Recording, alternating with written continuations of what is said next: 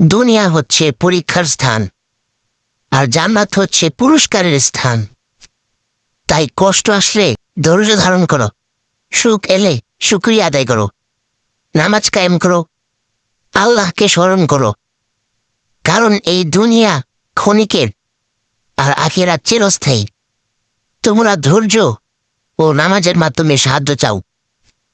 সূরা আল বাকারা আয়াত নম্বর ৪৫।